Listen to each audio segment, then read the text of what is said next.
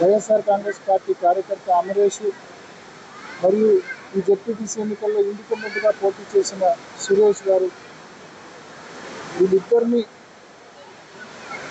ఒక పెళ్లిలో ఉండగా ఒక పెళ్లి కార్యక్రమానికి హాజరైతే స్పీకర్ ఫంక్షన్ హాల్లో అనూహ్యంగా అక్కడికి దాదాపు ఒక 30 మంది తెలుగుదేశం పార్టీ కార్యకర్తలు వచ్చి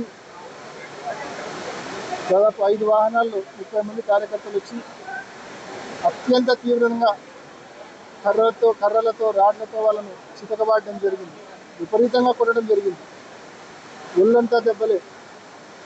అమరేష్ అనే వైసీపీ కార్యకర్తకి అయితే తల మీద దాదాపు ఇంత లోతు దెబ్బ.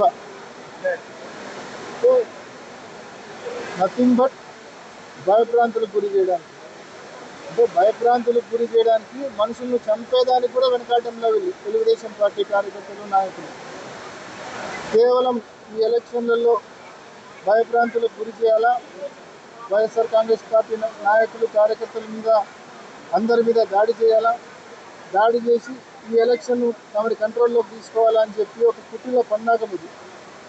వాళ్ళు గడిచిన కొన్ని రోజులుగా తిరుగుతున్నారు.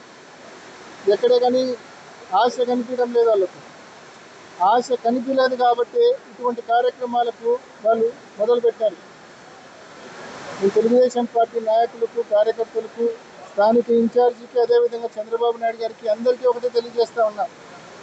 గడిచిన 3-4 రోజులుగా వైఎస్ఆర్సీపీ నాయకులం జిల్లాలో అందరం మీకు ఒకటే చెప్తా ఉన్నాం. మీకు నిజంగా మీ పరిపాలన పైన నమ్మకం ఉంటే, మీరు సూపర్ 6, సూపర్ 7 అమలు చేసినామన్న ధీమా మీలో ఉంటే, మీకు ఏమాత్రమైన ధైర్యం ఉంటే ఫ్రీ అండ్ ఫెయిర్ ఎలక్షన్ జరపండి, ట్రాన్స్పరెంట్గా పోలింగ్ జరపండి.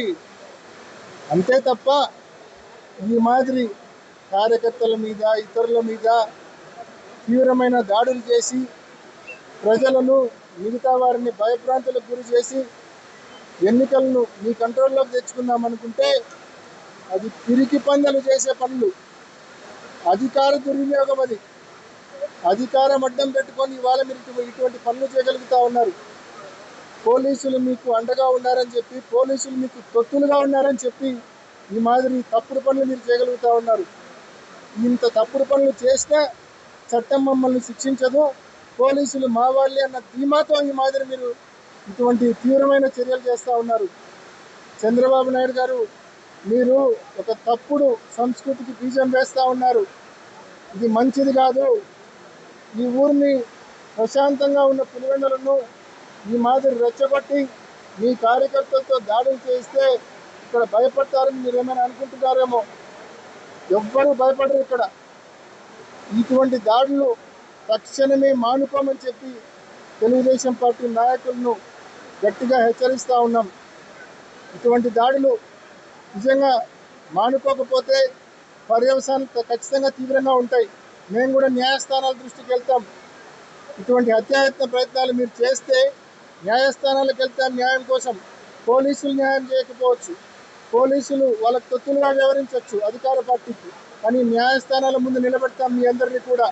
తప్పకుండా మరి ఇటువంటి తప్పుడు పనులు మానుకొని ఫ్రీ అండ్ ఫెయిర్ ఎలక్షన్ జరిపేదానికి చర్యలు తీసుకోవాల్సిందిగా ఈ ప్రభుత్వాన్ని, అధికార యంత్రాంగాన్ని, ముఖ్యంగా ఎన్నికల కమిషన్ను కూడా ఇక్కడ జరుగుతూ ఉన్న పరిణామాలు గట్టిగా గమనించమని మనవి చేస్తూ ఉన్నాం.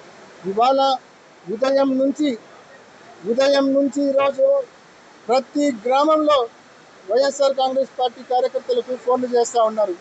ప్రతి ఒక్కరిని కేసులు ఉన్నా, కేసులు లేకపోయినా బైండ్ ఓవర్ చేస్తూ ఉన్నారు పోలీసులు. దాదాపు ఇవాళ ఒక్కరోజే దాదాపు 100 మంది కార్యకర్తలు, ఒక చిన్న మండలంలో 100 మంది కార్యకర్తలను నువ్వు బైండ్ ఓవర్ చేస్తూ ఉన్నావంటే ఎంత భయపడుతున్నావో నువ్వు వైఎస్ఆర్ కాంగ్రెస్ పార్టీని ఫేస్ చేయడానికి ఇక్కడే అర్థమవుతా ఉంది. చంద్రబాబు నాయుడు గారు, మీరు ఎంత భయపడతా ఉన్నారో వైఎస్ఆర్ కాంగ్రెస్ పార్టీని ఎదుర్కోవడానికి మీలో ఎంత భయం, వణుకు ఉందో అర్థమవుతా ఉంది. నిజంగా మీరు సూపర్ 6, సూపర్ 7 అమలు చేసి ఉంటే ఈ మాదిరి భయపడాల్సిన అవసరం వచ్చిండేది కాదు. నిజంగా మీ పర్ఫార్మెన్స్ మీద మీకు నమ్మకం ఉంటే ఈ మాదిరి భయపడాల్సిన అవసరం వచ్చిండేది కాదు. ఈ మాదిరి తప్పుడు పనులు చేయాల్సిన, ఈ మాదిరి దాడులు చేయాల్సిన అవసరం కూడా వచ్చిండేది కాదు. ఇటువంటి దాడులు తక్షణమే మానుకోవాలా, ఫ్రీ అండ్ ఫెయిర్ ఎలక్షన్ జరపాలని చెప్పి ఈ ప్రభుత్వాన్ని గట్టిగా హెచ్చరిస్తున్నాం. అదేవిధంగా ఎన్నికల కమిషన్ను మేము మనవి చేస్తూ ఉన్నాం.